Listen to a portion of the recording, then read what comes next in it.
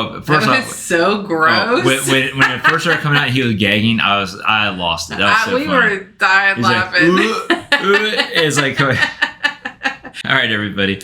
Hello, welcome to the Popcorn Verdict. We're here to talk about the brand new Spider-Man movie, Brand New Day. So, I guess we're gonna go ahead and get started.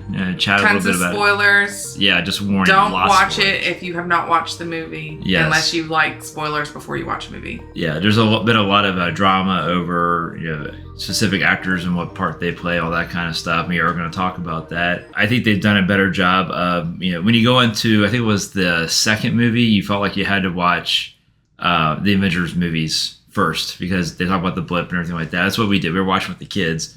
We watched the first movie. We watched the second movie. About 5 minutes in, the kids were like, "What are they talking about?" I was like, well, let's watch Infinity War and Endgame. The other ones, I think they just kind of tie right together very, very easily. So I feel like you just go you can go from the third movie to this movie and not really feel like you missed too much. Yeah. Well, the premise of this movie is at the end of the last movie, in order to protect his loved ones and to seal off all the dimensions that were crashing into. Well, it wasn't really the dimensions crashing. It probably would have led to that. But it's all the people that know who Peter Parker is all trying to come to exactly where he is. It was very sad at the last movie to where they all forget who he is. Yeah, where he writes out what he wants to say and he sees MJ and tries to talk to her and just kind of leaves her be. Really, this is a coffee cup, and that coffee cup figures prominently in this movie as well. He's got his letter in there that he's going to write to her, that he wrote to her. He's going to tell her everything, and I was really surprised that it was years. Like it just keeps going. I mean, we're looking probably about 5 years after, at minimum 4, but about 5 years in total after the last movie. And pretty much what he's been living through, things like that. It's because he's seeing his friends and stuff go to college. MJ and Ned go to college and everything, and that was sad missing that. And I think that happens a lot though. If someone doesn't go to college, but their friends do, and then they watch what they're doing on their social media, and but they didn't know who he was at all. No, so they couldn't even call him if they wanted to. Yeah. And there he is. He's remembering everything. He knows everything. It's just constant torture. But at the same time, he's reminding himself that he's doing it for them, that he does not want any harm to come to them. And really kind of, we talked about this the other day, really kind of, New York becomes his new family. He's taking care of them. He's friends with that detective. They did a good job aging up the characters too, showing how they grew in 4 years and stuff, so they all look older. That was really good. Yeah, and even like the way they interact and things like that, seems older. Spider-Man is just dealing with whatever crimes come up, whether it's a bank robbery or a mugging, or especially in bigger and bigger crimes. And he's actually working directly with. It's completely different, like a Batman, where Batman's like a vigilante. And a lot of people don't like him because of his methods, things like that. Spider-Man's actually working really closely with the police. They all seem to love him. Maybe a little too much. A couple scenes there. He doesn't want anyone hurt at all, even criminals. Yeah. So he's trying his best to protect everybody.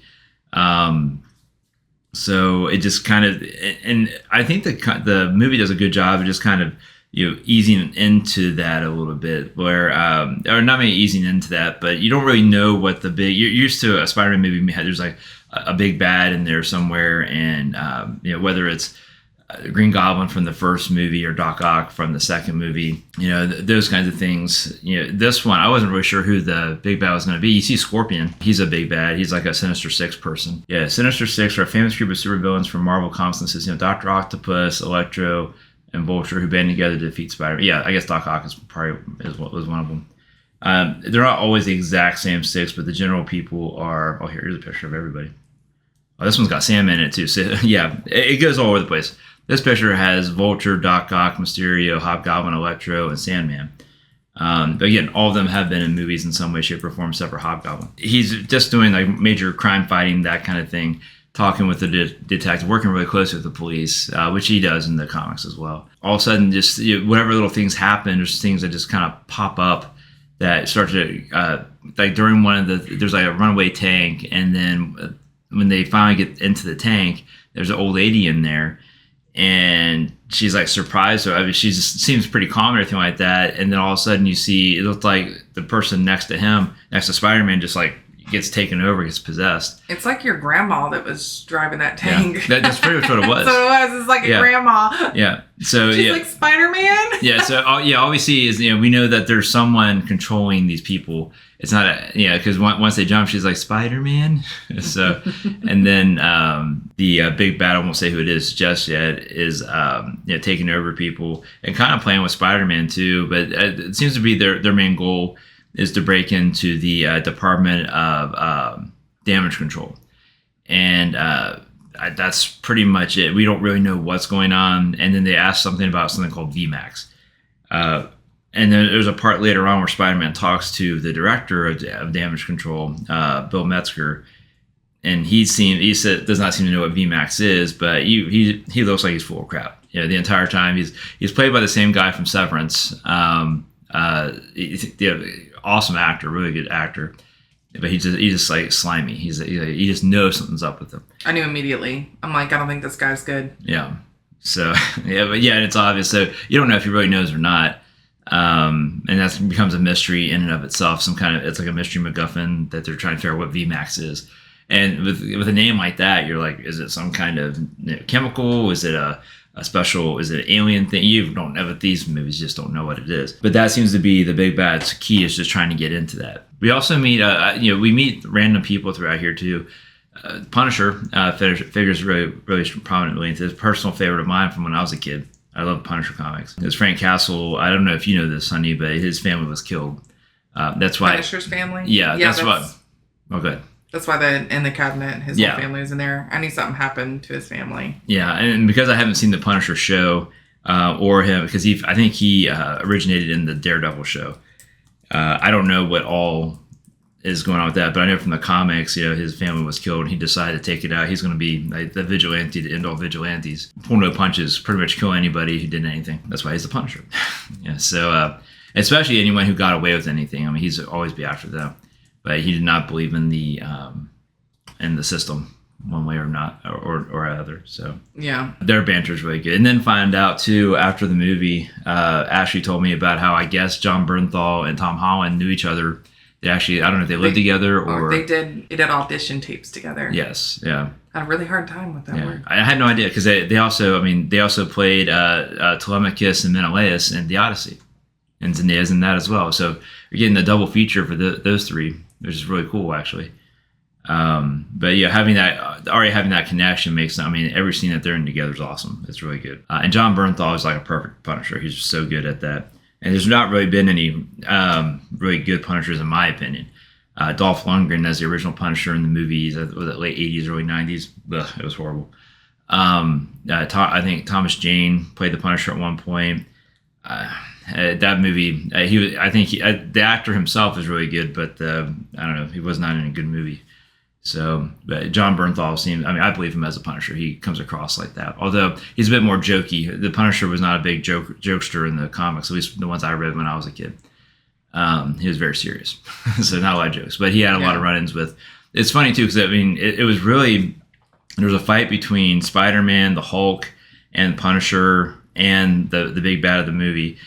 And it really just rang kind of true to me, because there was a lot of that, in the late 80s, early 90s when I was reading these comics of Spider-Man, Punisher, Hulk, going at it, that kind of stuff. So, and Daredevil will be a part of that too. They're all like together with that. It's pretty cool. Oh, the Hand too. I'll talk about the Hand. It was very surprising to see them. I don't know. They probably figure prominently in the TV shows as well. Basically, superpowered ninjas. Big enemy of Daredevil for sure. So I don't know. That was pretty cool to see them. And they, like I said, they were pretty important later on in the movie. One of the biggest plot points of the entire movie is the fact that Peter's changing, like physically changing, and he's not really sure why. We know that Peter 2 from the third movie, which was Tobey Maguire, he has the organic web shooters, and they were all kind of grossed out by that. And in the third movie, and then he actually started developing them, and he's not really sure why. Like the spider half of him is taking over a lot of times, and I guess they have like this kind of it's very plot centric, but like a level where it shows that his spider DNA is like taking over, so it's like constantly in flux. So like a molting, like a yeah. he had headaches and stuff. He was having problems and pain in his arms. And getting very aggressive. And his eyes are turning black, things like that too. So a lot of physical changes. And they were even saying too that whether it's a human or spider, when they're in isolation or whatever, they tend to become more aggressive or something like that, which is what was changing him. So there's a lot of that. Like he ends up working on the technical side of it. Is he's trying to work on an inhibitor that'll try to keep everything balanced. And I when I'm hearing about this new mutant, it's basically a mutant inhibitor. That sounds like a huge plot point for an upcoming movie, where you got mutants. X-Men are mutants basically, and Spider-Man is technically a mutant, even though he wasn't born a mutant. His DNA has been mutated, so he is a mutant. But like the main bit, I'm going to go ahead and say it right now. The main big bad that we find out about this movie is Jean Grey, who is probably one of the most prominent X-Men who ever lived. Definitely one of the most powerful, a very powerful telepath and telekinetic. Love interest of Cyclops and Wolverine always had a thing for they had a connection as well too.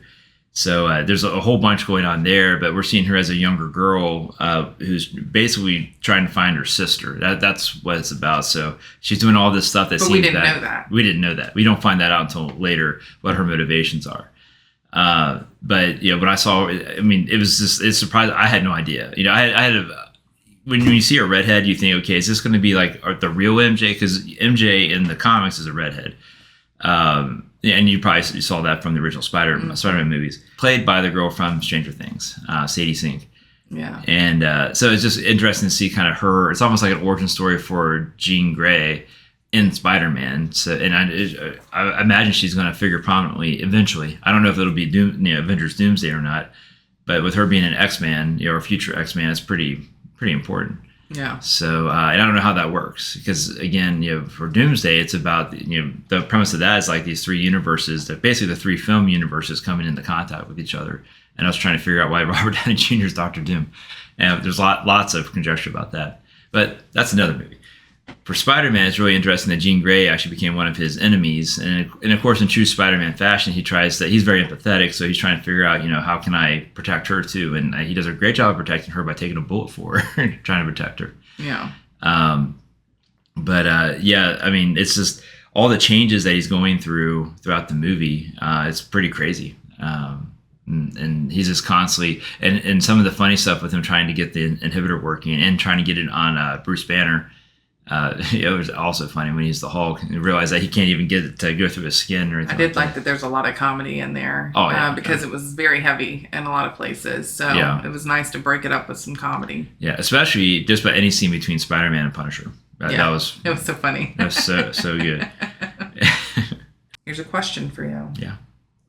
If you were Peter, I'm going to answer this question too. Okay. If you were Peter, would you have told MJ and Ned the truth immediately?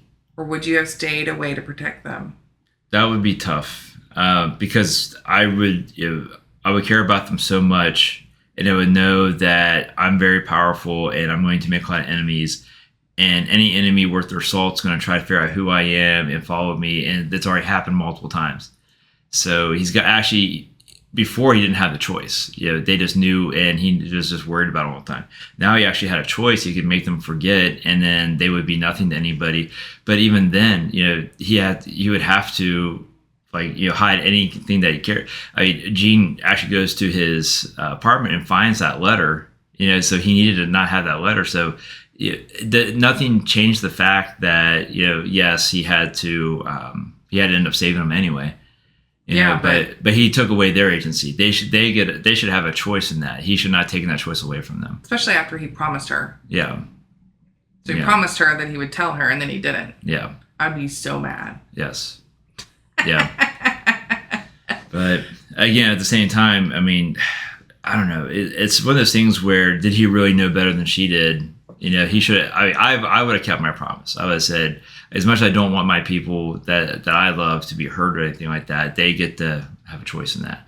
I feel like you put them in more danger when you don't tell them, though. Yeah. Because then there's a threat out there. If someone finds out about them, they're in trouble without even realizing they're in trouble. Yeah. Or if they know, then they know that there's a possibility of getting into an issue. Yeah.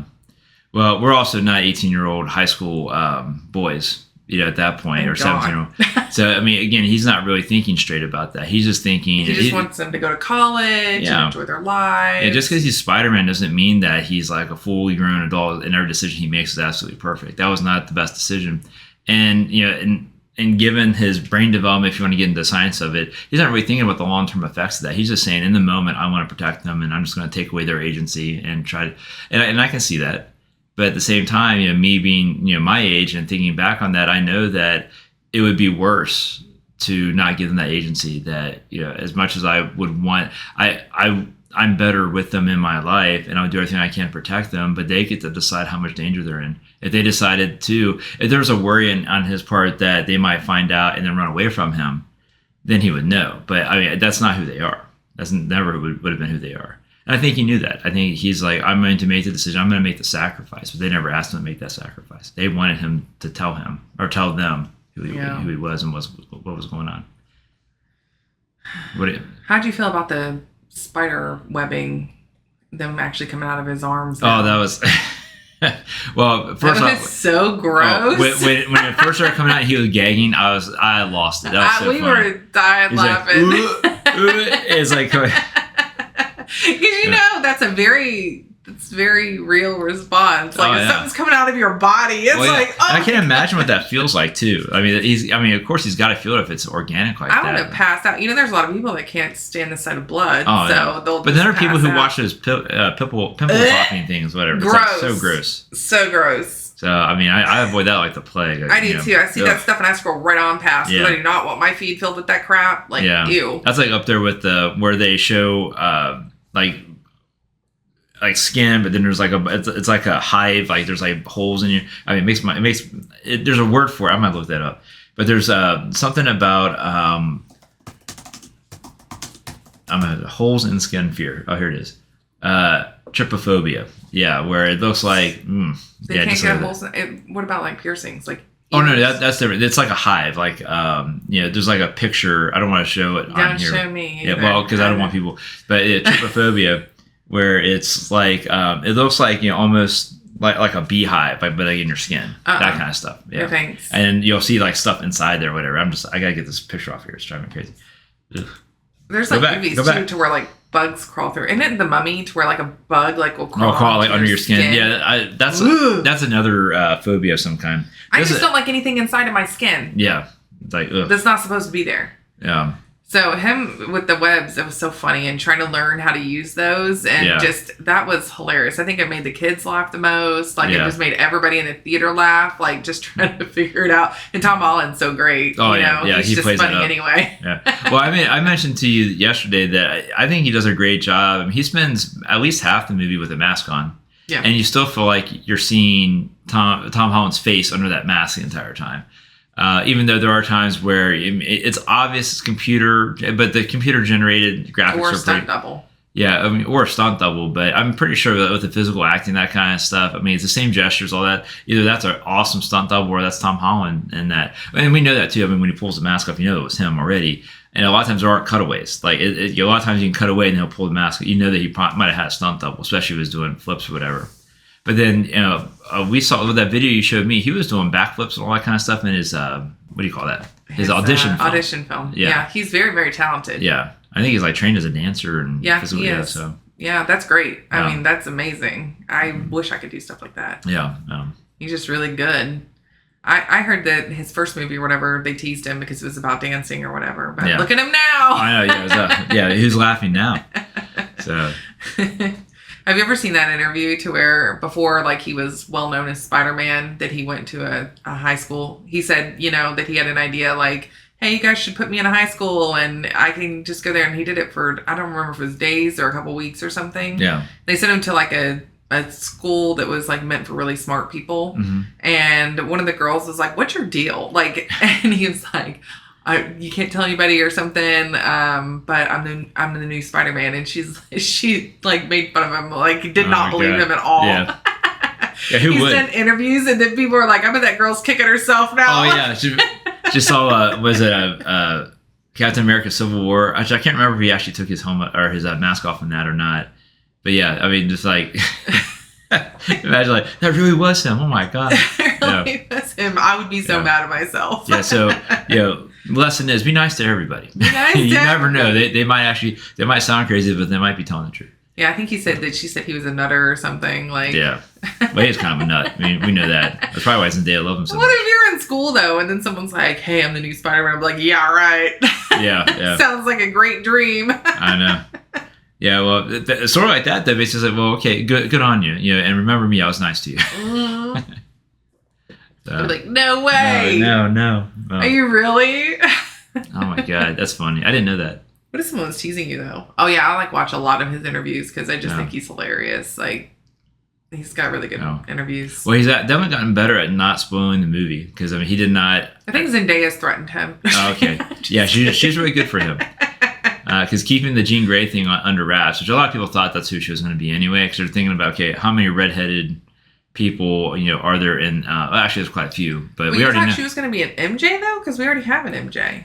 Yeah, but because of all the multiverse stuff, you just don't know. I mean, there could have been anything. So I think most people thought she was going to be Jean Grey, especially with all the X-Men. But and I heard MJ like from another universe was also talked about, or Gwen Stacy. I heard MJ. But Gwen Stacy was a blonde. What? I heard MJ was going to die in the movie.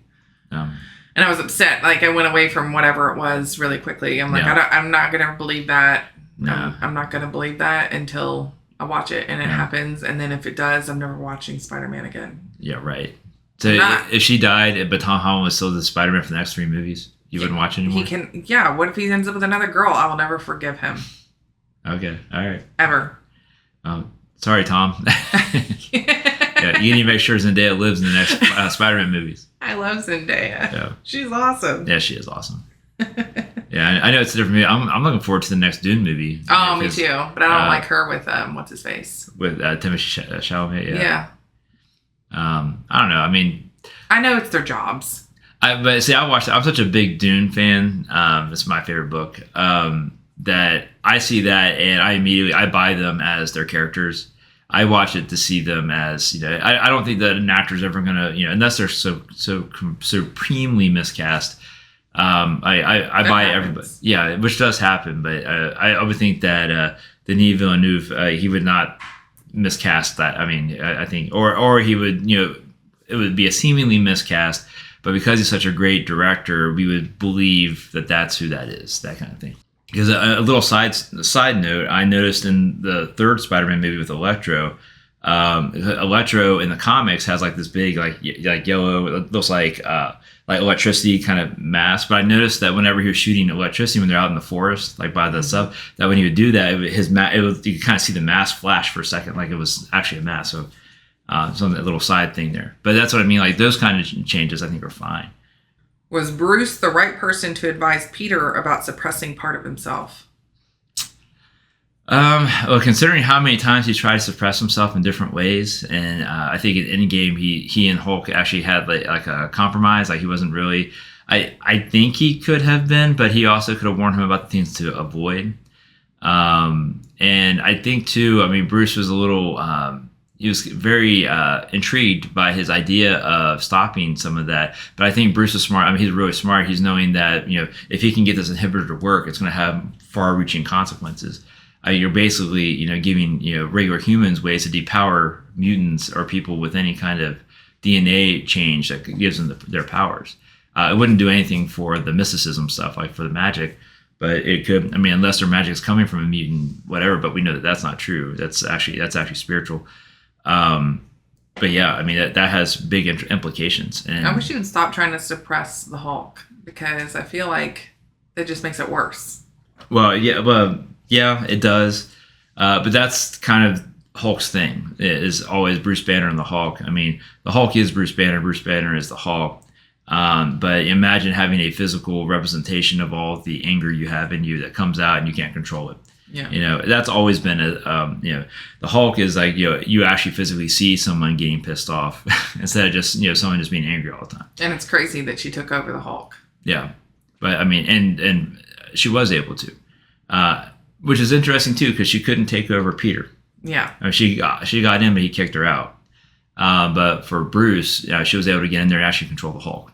What's really weird too is at first he could sense her, but then as he got stronger in his spider ways, he wasn't able to sense her anymore. Which to me, I think he would be able to censor her or sense her more. Well, that's why I think they might be alluding to the fact that Peter might have been a mutant before he got his spider powers. There might have been something that he was able to do. Because again, that's when, he was able to do that when his spider DNA was like normal, or, his human DNA was more in control, which is interesting. I mean, so I think there's going to be more to that later on. They don't really answer that question. At least I'm not aware of it. I've only seen the movie once, so maybe I missed something in there. But I'm not aware of, why is it that he could censor, when, he wasn't like, spidering out, or what do you call that? Like his spider hulking out. It was pretty much just spider hulking out. That's right. But then he couldn't, at that point, he couldn't censor. So, and was that when he was wearing the inhibitor, or like the malfunction inhibitor? So I think that, I think they're just alluding to maybe Peter has some powers that we're not aware of yet, or he's unaware of. So I don't know much about the Punisher. Yeah. But I think it's hilarious that his name is Frank. Yeah. His name's Frank Castle. Because anytime he would just say Frank, and it's just like, it would just bring him to a human level to where you're just like, Frank? Yeah. You expect something like, I don't know what else. It's the Punisher. I will say this, like in the comics, they don't really refer to him as the Punisher all the time. He's Frank Castle, but so, and again, I could be completely wrong about this, but I don't know that he's ever really called the Punisher that often in the comics, but that's the name of the comics that he's in. He's just Frank Castle, and he's pissed. I just like this big, strong dude. I know, Frank. Yeah, or Francis. Yeah. If he started calling him Francis or something like that, that would have been great. Yeah. But then he probably would have been pissed off at it. They had really great chemistry together. Oh my god, yeah, that's so good. I could watch it. Them having a buddy movie between those two would just be awesome. Yeah. Especially when they're fighting the Hulk. I mean, the way they were working together too. I mean, it was really good. It was really amazing. I do like that Peter Parker called him out because he didn't want to go against the Hulk. I know. He's like, you just don't want to fight the Hulk. Yeah, he's like, yeah, it's true. I wouldn't want to fight the Hulk either. No, God no. It's gonna hurt. Yeah. Yeah, what do you say? It's like, that's the guy that's gonna cause the most casualties. So you go after that. He's like, you just don't want to fight him, dude. He's like, no, not really. No, not really. Yeah, so nobody wants to fight the Hulk. Oh God, no. Yeah, who would want to? I don't even know that Peter really. I mean, all he did was slow him down a little bit, and then kind of reached out to his humanity. That's the only way he slowed him down. But he saw he had half the building hanging off of him with spider webs. He still was holding on. Oh my goodness. Crazy. Was Punisher actually helping Peter, or was he showing Peter what he could become if he completely surrendered to his anger? So I guess part of that question was Punisher trying to warn him what he might become if he went into it? Yeah. I don't know. Honestly, knowing the Punisher character, I don't know if he actually cared or not.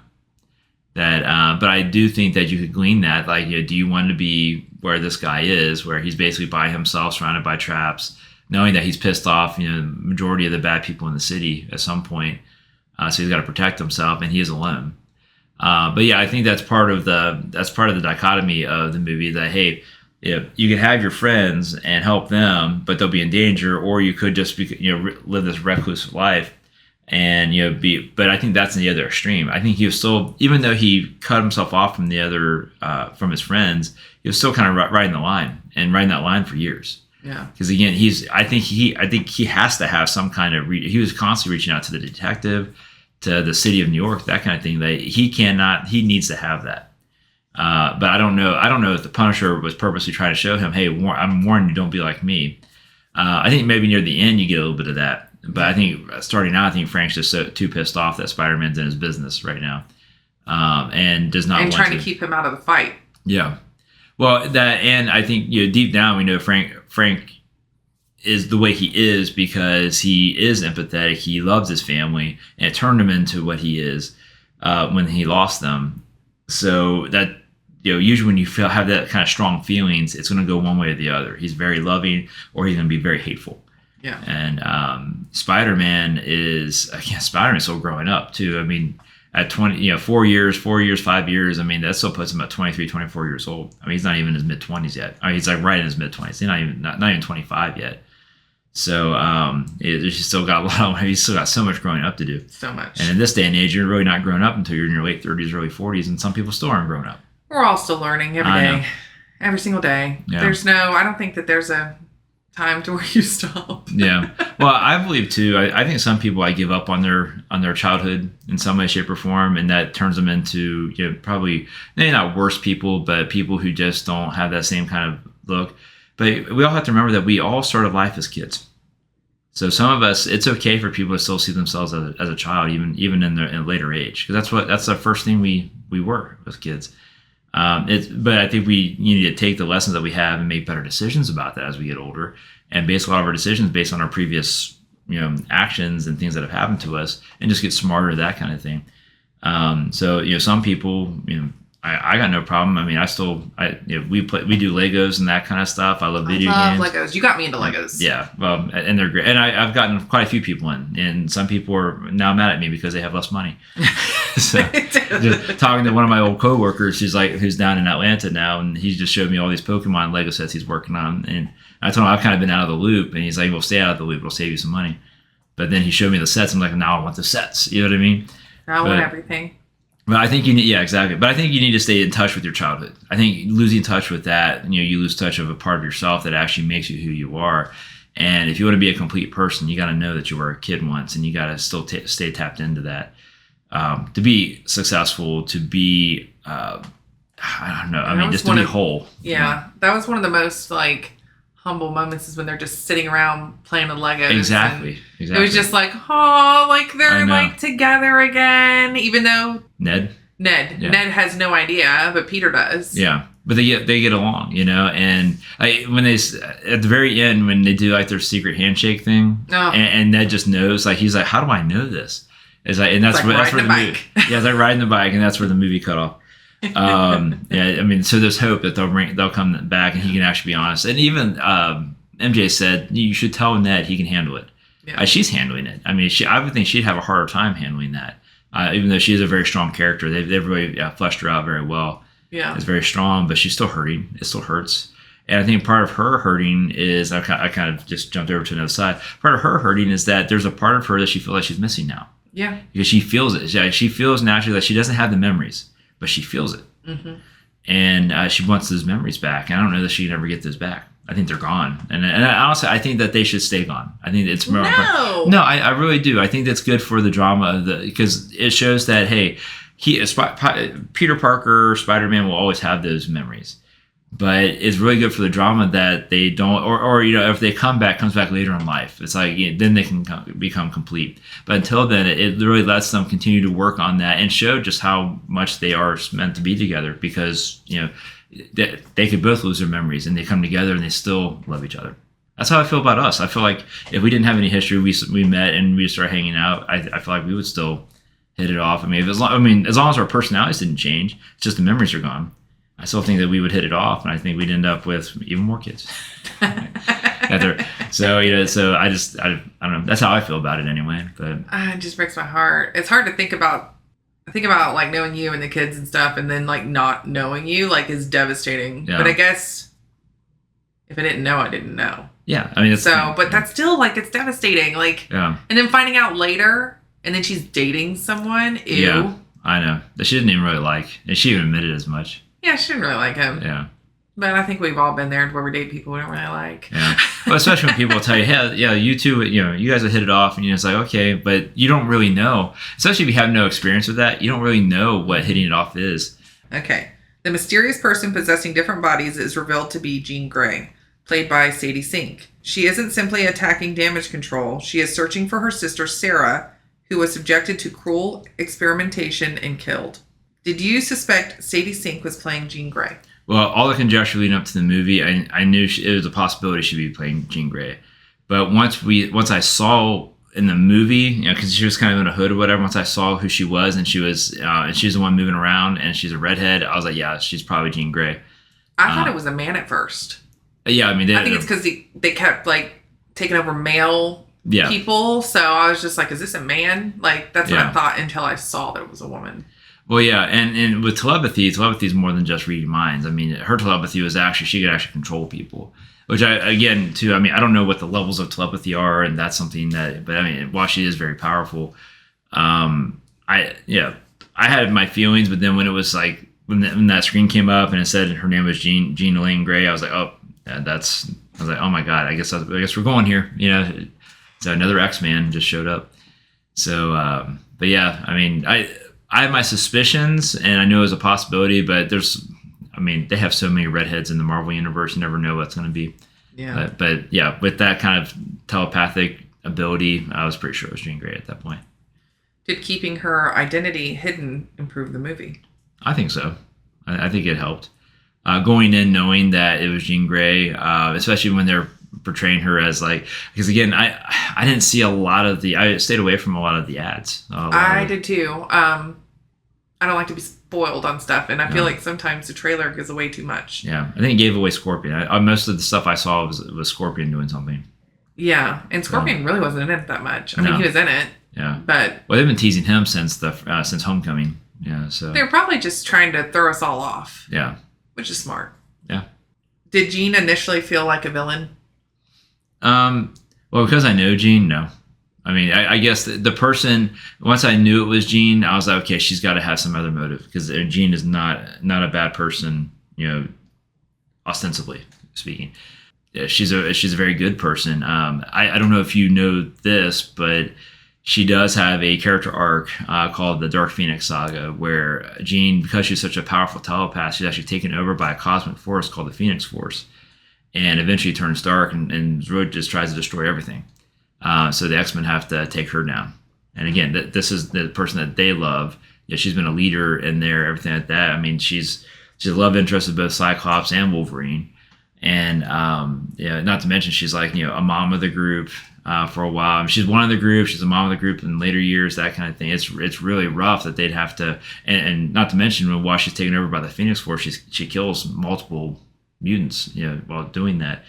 So it's really sad. But knowing that deep down she's a good person, So as soon as I found out she was Jean Grey, I was like, she had to have some other motivation, and she did, absolutely, because deep down she is a good person. Who was the movie's real villain? Jean, Metzger, Damage Control, or Peter's Isolation? The real villain? Oh well, you're talking about a Marvel movie where there's multiple villains. They're all villains. Jean just had a motivation that to save her sister. And when we think back, I mean, how many people really got hurt? I think more people actually probably got hurt by Spider-Man fighting Jean than Jean herself. When you really think about who got hurt and that kind of stuff. Although I do feel like in the old lady, she put in a lot of danger, putting her in that tank.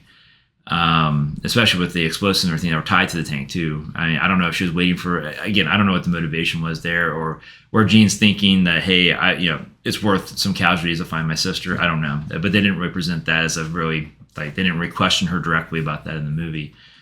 Bill Metzger, Damage Control is once again something where they're obviously trying to, it's kind of like, I forget the name of the group in the DC comics. But they're just trying to find some way to counter all the superpowered people that they know in case they ever decide to turn. Yeah, when they were disintegrating the spider webs with their weapons, and then she called that out. She's like, they made weapons to fight you. Yes, yeah. So so I mean that's what I'm saying. Like, I don't know that they're trying to harness. They're saying they're trying to harness the psychic abilities and blah blah blah. At the end of the day, I think they're trying to do that for the betterment of mankind or whatever. They're really just trying to protect themselves against psychic attacks. I didn't know how to feel about that. Like about them like creating things to go against Spider-Man and stuff. But then you watch like The Boys, and then you're like, maybe they should take precautions just in case. That's the whole point of The Boys is like, hey, what if superheroes are just a bunch of assholes? You know what I mean? And that's pretty much what it is. And they're way stronger than us. They're way stronger than us, and which we need to finish watching. We haven't watched all the last season of The Boys either.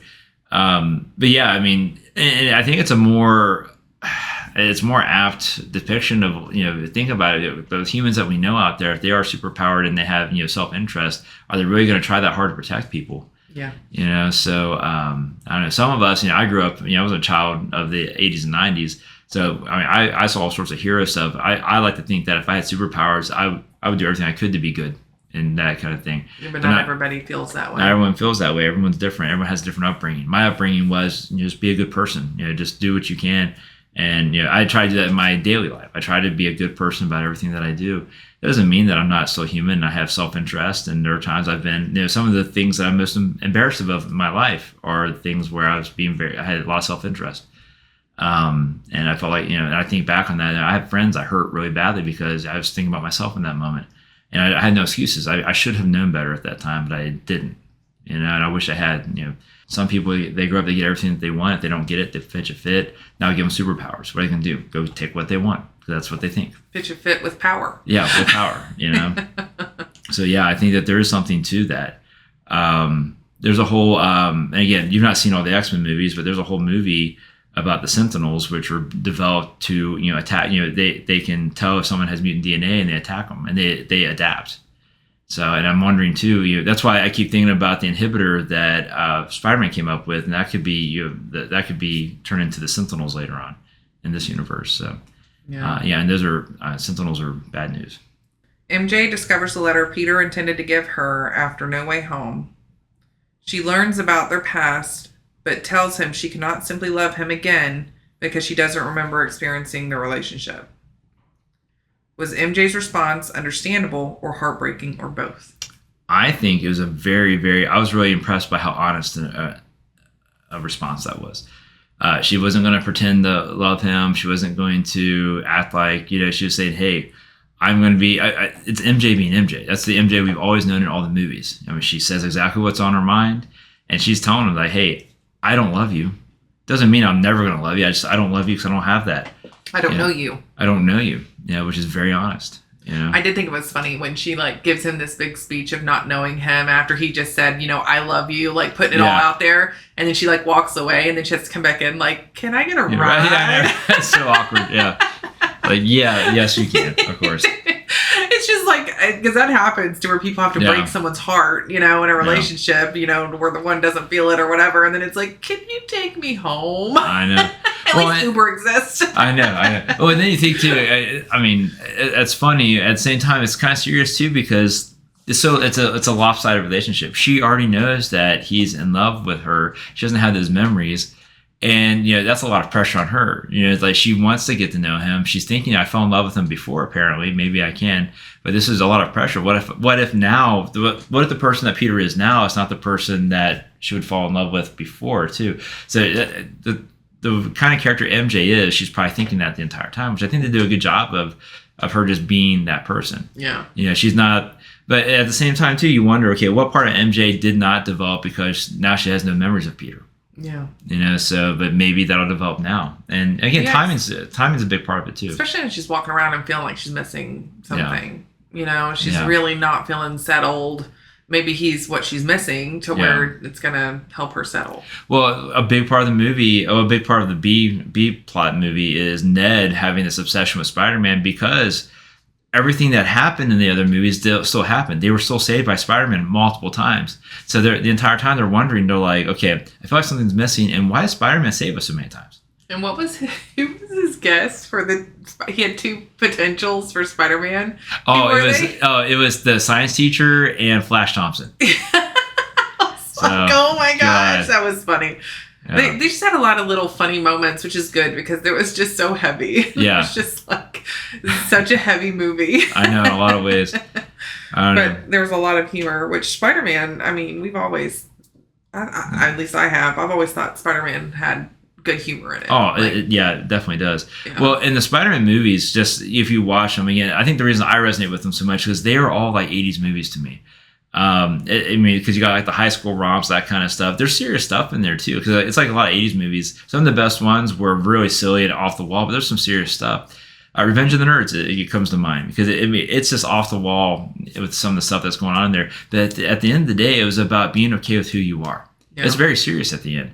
And it's serious throughout there too, because again, these are people who are different than the norm, than what's accepted. And they're proud of themselves, and they're trying to find that, and they're in college now too. So they already went through the high school stuff where they're all teased and all that kind of stuff. So they're finally in college thinking, hey, I can finally be who I am. And then they get to deal with it again with the job, with the alpha betas and that kind of stuff. So, and then again, they just kind of lose their patience. Fine. We're still going to be, we're not going to not be who we are. We're going to find some way to do it. But the getting there is hilarious. So there's so many things. I want the family to watch that. especially after the actor who played Ogre passed away. It's really sad.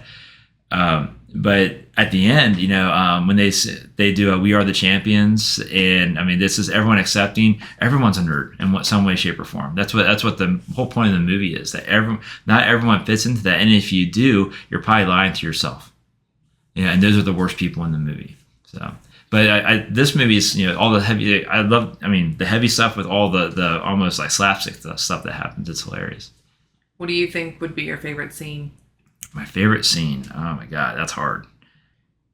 When I think back on the movie, what struck me the most, like emotionally, was the secret handshake at the very end, because I love Ned and Peter's relationship. Because Ned, as far as I know, is completely made up for the movies, and he's like one of the best characters on there. I still think back to when he was in Peter's apartment working on the Death Star. And drops it. And when he finds out, he's like... And then his pride was being the guy in the chair, like the entire time. That's all and then him not having Ned in his life the entire time and watching him, grow and develop and being so happy. You can see that Peter is so happy for Ned, but he's just longing for that relationship. So when they start doing the secret handshake and Ned's like, how do I know this? Whatever. I mean, that probably hit me the most emotionally. I also enjoyed the scene where you see Jean do everything she can to save Spider-Man at the end because he took the bullet for her.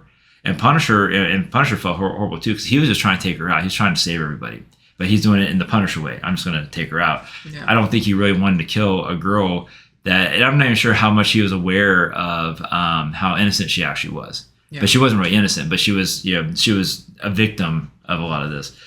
And then Spider-Man, taking that bullet, and then her, going from trying to deal with Spider-Man to trying to save his life. I mean, which shows you just how good a person she actually is deep down. It's just had a rough upbringing. Yeah. That stuck with me pretty strongly. And then I'm trying to think back to the movie. There's a lot of things that's made me like. There's some stuff when he starts gagging at his web shooters. I lost it. That was probably the funniest part of the whole movie to me. There's two really funny scenes that I really liked. One is when he's trying to learn how to use his new webs, and it is hilarious. He's just falling everywhere, like trying to get the webs to work, and he's just like spinning like crazy. Like I can imagine. That'd be so hard. And then who's the girl at the spa? Oh, Yelena. Yeah, that's actually. Is it Elena? Yeah, she's the new Black Widow. So when he goes there, so Black Widow, to meet her, and then she says you have to take off your suit, and then he comes out to get in the spa and has everything off besides his mask. I know. I knew he was going to do that. That's hilarious. I knew he was too because he won't tell anybody who he is. Well, and then he leaves. She's like, "Well, I know what your belly button looks like now."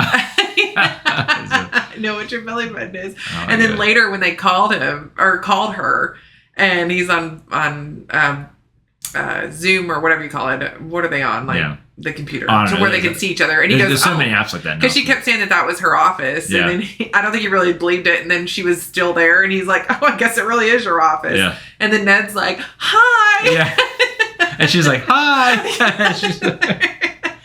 She's like, who is that? Oh. No, she's one of the best additions to the MCU. Because I really like Black Widow, the original one by Scarlett Johansson. I thought she was I liked her take, her take on Black Widow with all that, because Black Widow is pretty serious in the comics. It has some jokes here and there, that kind of stuff. But for her sister, not her, but her sister from the Red Room, all that kind of stuff. And how Yelena just doesn't take anything seriously, except for when she does. So that's where we still need to watch Thunderbolts. We haven't watched that movie yet because she figures prominently in that. That's basically the new Avengers. And then the Hawkeye TV show where she has those scenes with what's the name of the character? But with the new Hawkeye or their girl Hawkeye. I forget Kate something. I think I can't remember. But her interaction with her, like especially in the elevator, that kind of stuff when they were fighting, is just hilarious. She's just a great character. Florence Pugh is the actress who plays Yelena, and she does such an awesome job with that. But yeah, pretty much any scene she's in, you're cracking up. It's so funny. Yeah. So what would you say your final score would be in between 1 and 5 stars? Well, I think that from 1 to 5 stars, I would think the third movie for me was a 5-star movie. I loved it, absolutely loved it. This one is you're supposed to rate this. No, but that's what I'm saying. But because again, I'm trying to compare the two because I feel like they go right off of each other. This one, I don't know if I enjoyed it as much as I liked the third one, but it was a really good movie. I would still call it like a 4.5. That's how it was for me. I don't think I liked it as much as the third movie, but I did really enjoy it. I thought it was a lot deeper, a lot more. There's a lot more angst, a lot more torture. Like self-torture too. So, and the entire time we're really hoping that something will turn around, whatever. And I do like the fact that they're not just finding some kind of MacGuffin that they find it and now everyone remembers everything. That they're still going with the fact that they don't remember, and it requires them to more character development with that too. So. Well, I'd give it 5 stars. Okay. Because I loved it. Even when I rubbed jalapeno in my eye on accident. Oh, yeah. Tell that story. It was just an accident. Oh. Yeah, I cried a lot during this movie. We actually watched it yesterday, but I mentally... It's too much, yeah. Record yesterday. I need some processing time. Yeah. It was just rough. Like, a lot of emotions, but I think it ended well. And what sucked about the ending is it was kind of like it's just getting started, and I'm just like, no, like, and now we're going to wait for the next movie. Yeah, I know. Why? Yeah. If I had to, some things that I guess I can explain my 4.5 a little bit more. Some of the things I knocked off just for it is that I felt like we were watching Peter be tortured for the sake of being tortured in a lot of ways too. But I think a lot of that too is his self-torture, which is why his physical changes were happening, that kind of thing. I felt like the movie was more of a setup for something more later on, and that's why the fact you brought up the fact he's like does a serious handshake with Ned, and it's like, oh, it's getting started. I felt like the entire movie we're just getting started because there's no like real through point. But a lot of Spider-Man movies are kind of like that. You think it's going in one direction, and then it kind of turns a little bit here and there. I think all the movies have that. It's not a bad thing necessarily, but I think that's what the movie is. So if I were to watch the movie without having seen any of the others and watched it, I'd probably give it like a 4-star. Because I wouldn't. There's so much if you know about it, it's not landing as much because you haven't seen the previous stuff. Because otherwise, I would think, okay, plot wise, I felt like the plot almost ended a couple times, and then there was more to it. And instead of it feeling like, okay, there's got to be more, it's like, okay, we're at this, like the VMAX reveal that it was I think you missed that. He had to take our youngest to the restroom. They're looking for VMAX, but VMAX was actually the name of the ventilation system, or just the vent cover that said Vent Max, and like there's some stuff that pulled, so it said VMAX. That's what told Jean that that was the last thing her sister saw before she was killed, while they were working on her.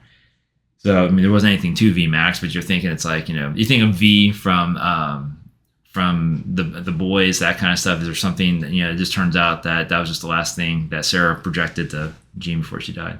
Yeah. So I think that the movie was kind of trying to figure out what it was going to do, and it set up Jean. It kind of set up Spider-Man for later on, and that's why there's I feel like you have like these parts of it, but it's not always fully cohesive. But the ride and the narrative payoff later on, and some of the stuff there is no payoff yet because it just kind of sets some things up. I couldn't really give it a 5-star. To me, that doesn't make it a perfect movie. But I do think it makes it like one of the best Spider-Man. I think the Spider-Man movies just keep getting better in a lot of ways. But I really feel like they had bottled lightning in the third movie, because I remember going to see that, and you had no idea that you're going to see Toby and I always forget his name, and the other Spider-Man. So again, and they're both great Spider-Man too. So I don't know. I just felt like that, and the narrative payoff in that. I felt like you had a through plot wise, even though there's a lot of things that kind of pushed the plot forward. But a lot of it, I felt like it was an issue that Spider-Man created and had to rectify, and it cost him a lot. And this one, he's just dealing with the aftermath of the previous one, and then they're trying to get some other plot threads started. So to me, it made it a little less cohesive as a whole, but overall, I mean, I really enjoyed it. A 4.5 is nothing to sneeze at. That's a 90. That's still an A. So I mean, I still love the movie. Or maybe I say 4.75, if only because he was gagging at his web shooters. That was so funny. I mean, he's always like, yeah. So funny. That's so good. That's so good. The tomato meter gave it a 90%. Nice. Hey, that's what I gave it. The popcorn meter gave it a 98%. Yes. This one gave it 5 stars and just said, loved it. Yes. Yeah. Is that from the popcorn? Yeah. It's from the... the tomatometer. I always call it the tomatometer just because I like that. Tomatometer. The tomato meter. The tomato meter. The tomato meter is the actual critics. Someone said 5 stars, absolutely loved every minute of it. Someone gave it 2.5 stars. Mid could have been better. Wow. That was riveting. Someone got some really crappy popcorn. This is by no means a mid movie. No. In fact, I think Marvel's been getting a lot of guff for not having better movies lately. But I mean, this is definitely a return to form. This one's 5 stars. Spider-Man Brand New Day is absolute must see. Best Spider-Man movie of all time, and I'm going to see it 3 more times. Can't wait. 3 more times. Oh my god. I mean, I could see us doing that too. 5 stars. Freaking awesome movie. It broke the all-time domestic opening weekend record with a $360 million debut. That's awesome. Well, at the theater, I think all but three theaters were playing it. Yeah, I mean, it was crazy. So many. And it was so cute. Like, everybody coming in their Spider-Man stuff and kids. And our son had Spider-Man on. And he's been jumping around the house all day today. He's like, I'm Spider-Man. Yeah. Here, I'll read some. This is some critic stuff. They have some like pithy comments here, just short and sweet to the point. Like this guy gave it a 2 out of 4. Spider-Man Brand New Day feels like a busy yet uneventful Monday. So I guess what he's getting at is that it wasn't like a lot was accomplished. But I mean, there's a lot going on, but not a lot was accomplished. That's kind of how I felt. Like a lot of setup for things down the line. I feel like the next movie is going to be even better. Yeah, but I think that but that's in talking like overall plot points. I think when you're talking about the people, I think there was a lot of work done. I think the only thing that we really missed out on was more time with him and Ned, because there was a lot of time with him and MJ for sure. But that at the end we get so maybe there'll be more of that in the next Spider-Man movie, if there is one. I believe there probably will be. This is on Reddit. I was led to believe it would be a street level story, but the street level goons hardly appeared. But that aside, it was very character driven. Sadie Sink did an amazing job with her character. Mm-hmm. Her, Banner, and Castle all had parallels to Peter. Holland did a great job portraying Peter where he currently is in his life. Yeah. It was a very satisfying follow-up to where they left him in No Way Home. Yeah, I agree. This guy said, this is an NPR review, Brand New Day is missing something essential by spotlighting the fracturing of our core trio. The film makes us wallow in it. There's so much heartbreak, we lose the heart. I don't know about that. I think that they're trying to regain it. Like, you feel the loss, but that's the point. You feel the loss and how he's grasping. He's fighting the urge, like, do I continue this? And then these people are in my face, and because the big bad found out that I care about them. Now they're after them. It's forced me to have to confront my decision. Yeah. So I think it does a good job with that. So I don't know that I would necessarily say that that's bad. This one says, Spider's a grown-up dealing with real-life issues and personal struggles. The action is solid, the emotions land, and the character is finally moving forward. Disappointed about the villains in general. Don't want to tell more. That would turn into a spoiler. Here's another one. My biggest worry was that they were going to cheapen or ruin No Way Home's ending and Doctor Strange's spell because we need stakes. So I'm so relieved they didn't do that, hoping we get new supporting characters in Spider-Man 5Q. Here's one. I'm curious what your take on this. For all of its strengths, this feels like less like a landmark Spider-Man movie and more like a solid reset before the next big adventure. How do you feel about that? I think that I would agree with that. Yeah. I mean, they still gave him. They still said it was fresh, but the biggest takeaway is that it just feels like a connector. I guess that's what I was trying to say before. It's more of a movie that's connecting. We're just seeing the aftermath and connecting to the next thing. Someone wrote this, and I really like this too. It says, I really like the part where friendships were the focus, not just love. No. I like that too, because Ned was very important in that. Yes. And then someone responded to that. Very cool choice by the writers. Friendship endured. Love proved to be fleeting. I'm glad they had the guts to do it. Big credit to Holland for succeeding so well in conveying the emotional impact. Yeah. Yeah, I mean, that's the thing. And even with he's so good. Even with the mask on, you feel it. You can tell he's hurting. You can tell that he's reacting to things. It's not just a computer animated whatever. It's actually him in that suit, emoting. I mean, there's a couple of scenes too where he's arguing with Frank, and you feel that just but you don't really see his face. You just see the arm motion. They're both like that. It's so funny. I really enjoyed it. Loved the Punisher's dynamic with Spidey, and overall it had a great vibe. I really liked them together. I thought that was it made the movie it was really funny. Yeah, because it's kind of like a new friend to him too. Yeah, where he's got his other friends, but he's a friend without mentioning that he's a friend, and they really became friends at the end. Well, they're like work buddies, and they're like working on do we become more friends like outside of work? So because they keep talking about Staten Island, which I keep wondering, we need to watch the Punisher show because maybe Spider-Man. Wrong movie. Oh yeah, I'm thinking about. I'm still trying to remember the group they have there to control everything. But with Spider-Man, and if he showed up in that to help him out with Staten Island, or it's like going to be one of those unspoken things that everyone talks about. We'll always have Staten Island where he showed up. So, but for all I know, I mean, people show up in the Marvel TV shows all the time. So he probably could have showed up to help him out at some point. It's kind of funny not knowing that because I can't. I'm sure anyone watching is like, yeah, that's what happened. It's like, okay, I believe you. You'd think the rent in New York would be dirt cheap with it being in peril every few years. Oh yeah, God. Yeah, or the insurance is really high. I wouldn't live there. Oh my God. Like there's always a monster here. Well, even like there's one part like and this street was completely destroyed in the fight for New York or the war for New York. And then it's getting destroyed again.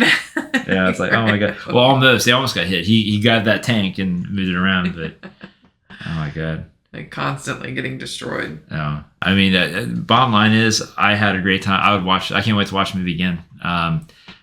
With all the stuff coming out. Yeah, we're gonna definitely have to watch it again. Oh, yeah, for sure. And it's different too. We didn't go to there's some movies that we saw at the drive-in I still want to see again because when you go to the drive-in you're a little bit more distracted and the picture quality isn't great and the sound quality isn't great. So it's a lot more fun to watch it at home, with our home theater, that kind of thing. So I can't wait to go to that. It's more fun. I like the drive-in. Do what? I don't think it's more fun. I like the drive-in. What, to watch it at home? Yeah. Oh, no. Well, more fun to get the actual... I'm talking about the movie itself. Like, you don't miss that. No, the experience at a drive-in is way better than the movie theater experience. Just because, we love the food, we love the atmosphere, all that kind of stuff. But, you pay for that with, less... video fidelity, the sound, you miss things more often. You can't pause it when you gotta take the kids to go potty. Exactly. So, but the drive-in experience, I mean, I'm just so happy we still have a drive-in, that we can still go to. So, I would not knock that. I go there for the actual experience of it, not so much to watch the movies. If I really want to watch a movie, I've even told you too that, hey, Dune 2 is coming out, but I'm going to a theater to watch it. There's no way I'm going to a drive-in because I don't want to miss anything. But yeah, overall, absolutely loved the movie. While it was not absolutely perfect, it was perfectly entertaining. I really enjoyed it. I think there are times it might have struggled to be a little bit deeper than it actually was. And then I think, even reading some of this stuff, I think it might have wallowed a little bit, but I think it needed to wallow. I mean, we needed to feel what Peter was feeling. So I don't really have a problem with that. I think that added to it and made the humor that came out of it hit that much harder. Yeah, and really till you're so in one moment you're so sad, and next thing you're laughing, and you don't know what you're crying at. Are you crying because you're laughing? Or you're crying because of the sad thing that just happened. I could hear people crying in the movie theater. Oh yeah, like crying. Crying. I mean, you could literally hear the tears hitting the floor. It was pretty intense. I was crying. Yeah, and you thought I was joking about the jalapeno. I know. I thought you were. She was like, "Yo, I got jalapeno in my eye." I'm like, "Sure." And then she's like, and then at the end, she's like, "Man, my eyes are still hurting from that jalapeno." I was like, "Oh, you actually did that." I thought you were just saying like, and I cried. I didn't cry. I just got some jalapeno in my eye. So I'm gonna use that next time. I don't know. Is there anything else you want to say? Because I loved it. I thought it was great. I thought it was great. I give it 5 stars. You give it a 4.75. I say 4.75. I adjusted it. 4.75. Let us know what you guys think. What is your score? And then let us know what else you'd like us to see. Like as always. Thanks for supporting the channel. Yeah, absolutely. Thank you so much. All right. Bye. Bye.